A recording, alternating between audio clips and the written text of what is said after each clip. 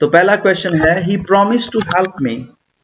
अब यहाँ पे टू हेल्प जो है ये क्या है, ये इन्फिनेटिव है, टू से शुरू हो रहा है, ठीक है। जो टू से शुरू होता है ना फिक्रा वर्ड, वो इन्फिनेटिव होता है, तो ये क्या है जी, इन्फिनेटिव है।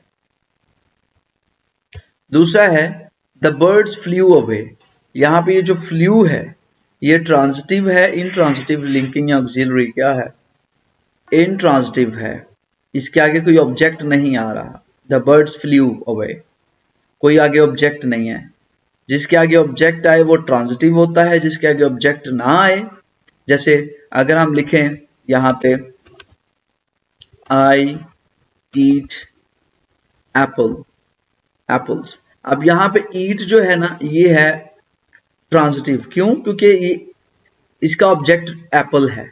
ये काम हो रहा है किस पे हो रहा है, एप्पल्स पे हो रहा है, ऑब्जेक्ट पे हो रहा है, इसलिए ये ट्रांजिटिव है। लेकिन ये जो बर्ड्स फ्लू अवे है, ये काम तो हो रहा है लेकिन किस पे हो रहा है ये नहीं पता, ठीक है। द बर्ड्स काम कर रहे हैं, बर्ड्स उड़ रहे हैं, लेकिन ये एक्शन किसी पे हो नहीं रहा, किसी चीज पे नहीं हो रहा, इसलिए ये इंट्रांजिटिव है। ये क्लास में मैंने चारों समझाए बड़े डिटेल में, लेकिन आपने भूल गए। शी वोर अ ब्यूटीफुल नेकलेस। यहाँ पे जो ब्यूटीफुल है ये कौन सा एडजेक्टिव है, ये descriptive objective, very good. When he finished his task, he went home. Simple, compound, complex या एक्सक्लेमेटरी? नहीं बेटा ये कॉम्प्लेक्स है। कंपाउंड तब होना था अगर ये दोनों जुमले एक इक्वल होते, यानी ये दोनों सिंपल को जोड़ा जाता, फिर ये कंपाउंड होना था, ठीक है। और कॉम्प्लेक्स में एक जो है वो डिपेंडेंट होता है और एक इंडिपेंडेंट होता है। ही वेंट होम ये इंडिपेंडेंट है, लेकिन ये वाला जो पहला क्लॉज है ये डिपेंड कर रहा है। When he finished his work, जब उसने अपना काम खत्म किया, तो ये आधी बात है, ठीक है। ये डिपेंड कर रहा है दूसरे क्लॉज पे, इसलिए ये कॉम्प्लेक्स सेंटेंस है। सिंपल सेंटेंस में मैं थोड़ा सा आपको जरा एग्जांपल देता हूं। सिंपल सेंटेंस ये है, जैसे अगर हम लिखते हैं आई लाइक जूस, ये सिंपल सेंटेंस है, ठीक है। और इसी एक सिंपल को अगर मैं कहता हूं I like juice and I love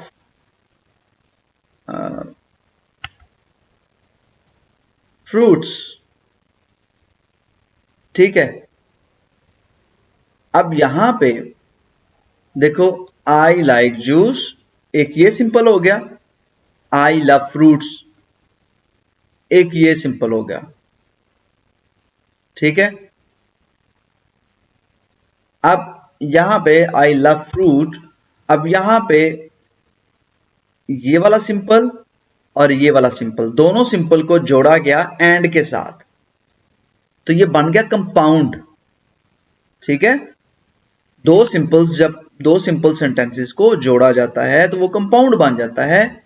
और इसका जो सिंपल और कॉम्प्लेक्स, कंपाउंड और कॉम्प्लेक्स का फर्क ये है कि कंपाउंड में दोनों इक्वल होते हैं, मतलब दोनों इंडिपेंडेंट होते हैं। आई लव फ्रूट ये पूरी एक बात कह रहा है, आई लाइक जूस ये भी पूरी एक बात कह रहा है।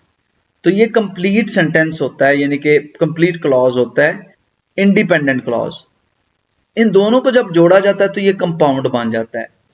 लेकिन अगर हम ये कहें ये ऊपर वाला सेंटेंस, तो इसमें एक इंडिपेंडेंट है ये वाला, और दूसरा जो है वो डिपेंडेंट है, डिपेंड कर रहा है, इसलिए ये कंपाउंड बन गया, एक दूसरे पे डिपेंड कर रहा होता है। कुछ समझ लगी बेटा? देखिए कंपाउंड, यस सर आ गई समझ। मिसाल देता हूं, if you invite me I will come. अब ये देखो ये कॉम्प्लेक्स कंपाउंड नहीं है, ये कॉम्प्लेक्स है क्योंकि ये दोनों इक्वल नहीं है। इफ यू इनवाइट मी ये डिपेंड कर रहा है दूसरे पे, इसलिए ये कंपाउंड नहीं है, बल्कि ये क्या है जी, ये कॉम्प्लेक्स है, ये कॉम्प्लेक्स सेंटेंस है। कंपाउंड ये तब होता है जब दोनों एक जैसे होते, दोनों का एक जितना वजन होता है, वजन से मुराद दोनों की वेटेज एक जैसी होती, दोनों डिपेंडेंट ना होते बल्कि दोनों इंडिपेंडेंट होते। If I were rich I would travel the world. So यहां पे कंडीशनल की बात हो रही है, first conditional, zero conditional, second conditional, third conditional. तो सेकंड कंडीशनल है हमारा ये वाला सेंटेंस, कौन सा है जी, सेकंड कंडीशनल। ठीक है। The letter was written by Sarah, active voice. इसका एक्टिव वॉइस क्या है, ये पैसिव में लिखा हुआ है। सर इसमें है Sarah wrote the letter. Very good. ये कौन बोला है जी, ममून बोला है। जी सर। शाबाश। क्योंकि वॉज रिटन जो है वो पास्ट टेंस को शो कर रहा है, तो ये सेकंड फॉर्म यहां पे आएगी, Sarah wrote the letter. Very good. He is as brave as a lion. ये मेटाफर है, सिंपली पर्सोनिफिकेशन या आयरनी है।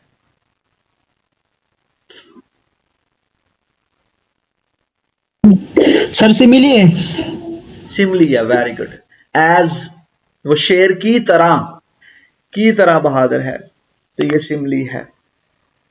This is the most interesting book. तो यहां पे ये जो मोस्ट इंटरेस्टिंग है, द मोस्ट इंटरेस्टिंग, ये कौन सी डिग्री है, positive, comparative, superlative, adverbial. Sir ये सुपरलेटिव है। वेरी गुड, ये सुपरलेटिव डिग्री है। शाबाश। Question number 9, she answered politely. The underline word is, ये जो पोलाइटली है बेटा, ये मुझे बताना है ये क्या है, एडवर्ब है। शाबाश। Both Ayesha and Fatima past, तो ये कौन सा है, बोथ। इनमें कोरिलेटिव है, कोऑर्डिनेटिव है, सबऑर्डिनेटिंग है, एडवर्ब है। बोथ ये क्या है, बोथ आयशा एंड, तो इसमें ये कौन सा कंजक्शन यूज हुआ है, बोथ जो है कोरिलेटिव है बेटा। ठीक है, ये कोरिलेटिव कंजक्शन है। Yes sir. What a beautiful day, ये कौन सा सेंटेंस है, डिक्लैरेटिव, इंपेरेटिव, इंट्रोगेटिव, एक्सक्लेमेटरी। इंपेरेटिव है सर। नहीं बेटा, ये इंपेरेटिव नहीं है, ये एक्सक्लामेटरी है।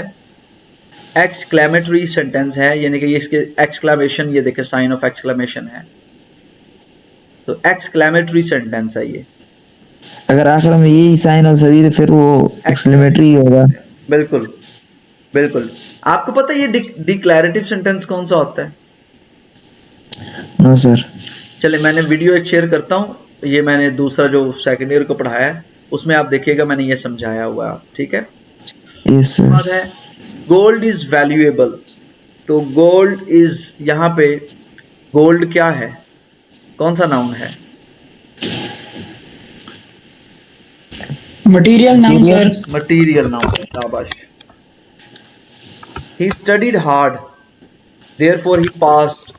देयरफॉर, ये जो देयरफॉर है ये क्या शो कर रहा है, कंट्रास्ट को शो कर रहा है, कॉज एंड इफेक्ट को शो कर रहा है, टाइम को या कंडीशन को, किसको शो कर रहा है।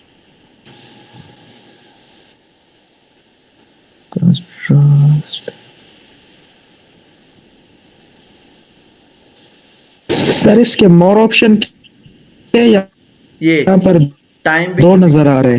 टाइम और कंडीशन इसकी तीसरी ऑप्शन है।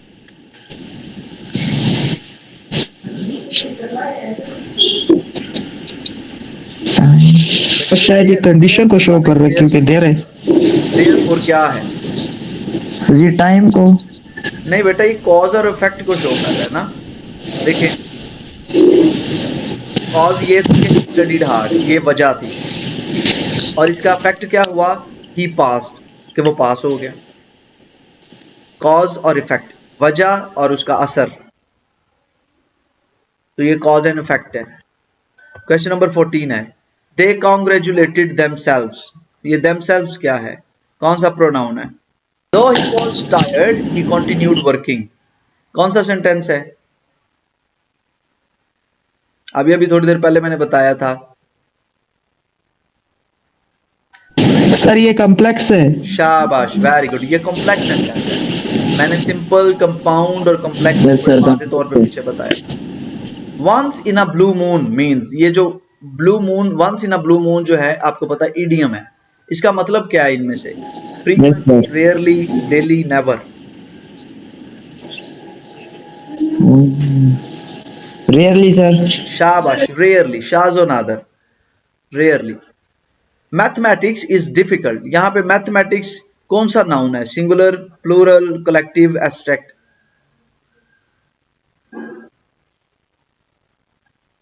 सर ये प्लूरल है क्योंकि आखिर में एस लगा है। नहीं बेटा, ये सिंगुलर है। जरूरी नहीं कि एंड पे एस लगा हो तो वो प्लूरल होता है। आप जुमले में देखें उसके साथ कौन सा वर्ब लगा है, ये देखो, इज प्लूरल के साथ नहीं लगता। मैथमेटिक्स एक सब्जेक्ट है। मैथमेटिक्स इज डिफिकल्ट, आप ये तो नहीं कहोगे मैथमेटिक्स आर डिफिकल्ट, ये तो नहीं कहोगे। तो यहां पे मैथमेटिक्स इज डिफिकल्ट, ये एक सिंगुलर नाउन है, सिंगुलर। मैथमेटिक्स प्लूरल नाउन नहीं है। शी बिकेम एंग्री, यहां पे बिकेम क्या है? Sir linking verb. Very good, ये लिंकिंग वर्ब है, मैंने समझाया था आपको already. Swimming is good exercise, swimming क्या है?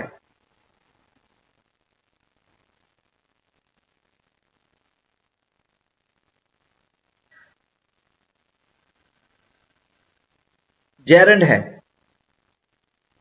आईएनजी वाली फॉर्म लगी है और एज ए नाउन इस्तेमाल हो रहा है। स्विमिंग यहां पे एज ए एक्शन वर्ब नहीं है, यहां पे नाउन के तौर पे यूज हो रहा है और इसको हम कहते हैं जेरंड। ये है जी gerund. A stitch in time saves 9, ये क्या है जी? इडियम है, प्रोवर्ब है, सिमली है, हाइपरबोल है?